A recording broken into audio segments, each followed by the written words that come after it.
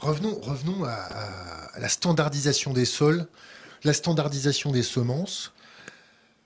Qu'est-ce qui se passe? Il y a un catalogue de semences, ils sont tous brevetés, pas brevetés. Est-ce que normalement, moi, je suis désolé, mais je reprends vos arguments, la fraise de Bretagne, la pomme de telle région, c'était des semences qui étaient adaptées au terroir, au sol. Semences paysannes. C'est ça.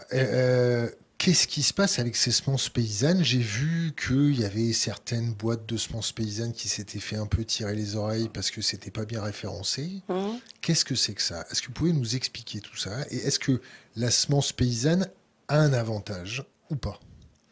Alors, à la fin du 19e, les semenciers ont découvert qu'ils pouvaient faire fortune, puisque tous les hommes mangent. Ils se sont dit, si on tient les semences, c'est-à-dire si on trouve un moyen pour que ces semences ne soient plus reproductibles et que les agriculteurs soient obligés de nous acheter, on va faire fortune. Donc ils ont eu une idée très astucieuse, qui est une idée qui curieusement n'est pas vraiment scientifique, qui est la notion d'hybride. Vous prenez un individu A qui a fait très mauvais rendement. Par exemple, on va faire ça avec le maïs, c'est facile parce qu'on peut les castrer. Prenez un individu très mauvais rendement, vous les croisez jusqu'à ce que vous tombiez sur un hybride qui fait des rendements extraordinaires. Et par la loi de Mendel, si l'agriculteur reproduit cette graine qui vient de deux individus malingres, eh bien, il y aura la moitié des individus qui vont naître de ça qui seront malingres, qui viendront du parent A et du parent B, et seulement 50% qui fera du bon rendement. Donc l'agriculteur va perdre de l'argent. Donc il est comme ça avec le semencier, il est obligé de lui racheter les graines tous les ans. Ils ont eu cette idée extrêmement intelligente de rendre le marché captif, et ensuite ils ont fait un catalogue. C'est comme si vous aviez un catalogue de voitures et on vous dit cette voiture vous n'avez pas le droit de l'acheter, celle-là vous ne pouvez acheter que ces voitures-là. C'est un système totalement antidémocratique. Je me fais l'avocat. Mais vous vous rendez pas compte, Claude, tout cet argent, il faut qu'il y ait un retour. Notre recherche, nos labos, ben c'est un peu normal, non? Mais on n'est pas obligé de rendre les graines stériles. On peut pratiquer la sélection massale comme ont pratiqué tous les agriculteurs depuis 7000 ans. Qu'est-ce qu'ils ont fait, les agriculteurs? Ils ont toujours cueilli les meilleurs épis qu'ils gardaient pour la reproduction, et les autres étaient transformés en farine. Dans les animaux, ils prenaient toujours dans une descendance les plus beaux individus et ils les reproduisaient. Ils ont fait de la sélection massale, mais pendant 7000 ans. Et en fait, il y a eu un choix aussi dans ce qui a été sélectionné.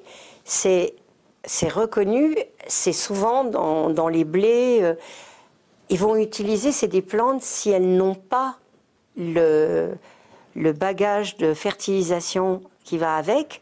Donc en fait, ces semenciers, ces grosses industries, ils ont le monopole de la semence, ils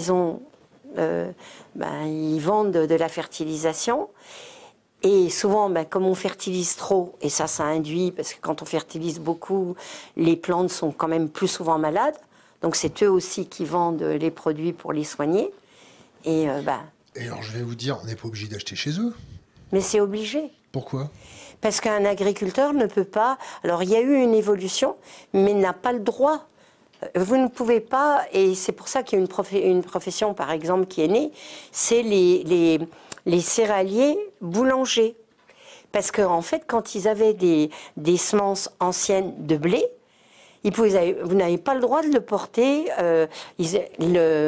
Celui qui broie la graine pour faire la farine ne peut pas prendre parce qu'elles ne sont pas brevetées dans le catalogue du CNIS.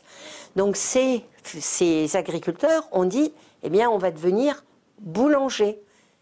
Et donc, ils ont le droit de faire leur farine et après de faire le pain. Et c'est pour ça qu'on a vu des pains qui sont faits avec, par exemple, de l'amidonnier ou le petit épeautre ou le grand épeautre. Alors qu'avant, il y a une dizaine d'années, c'était très compliqué.